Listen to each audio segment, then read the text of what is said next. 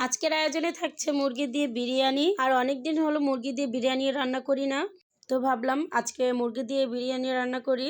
তাই হচ্ছে সকাল সকাল আজকে কাজে নেমে পড়েছি, কারণ নামাজ পড়ে সবাই তাড়াতাড়ি চলে আসবে, এর জন্য তাদের রান্নাটা বসিয়ে দিয়েছি। আর হচ্ছে এমনিতেই শুক্রবারে একটু কাজ বেশিই থাকে, কারণ হচ্ছে সপ্তাহে যে 5 দিন স্কুল খোলা থাকে, এর মধ্যে ওরকমভাবে কাজ করা হয় না।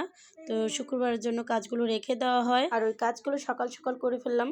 আর একটা জিনিস কি জানেন, আমি সারাদিন কাজকর্মে ব্যস্ত থাকাটাই খুব বেশি পছন্দ করি। হচ্ছে আমার নিজে থেকেও ভালো লাগে, এতে করে হচ্ছে আপনার শরীর মন সবকিছুই ভালো থাকে। আর হচ্ছে এত ব্যস্ততা থাকার পরও আমার সাহেব বলে আমার নাকি বাসায় কোনো কাজই থাকে না।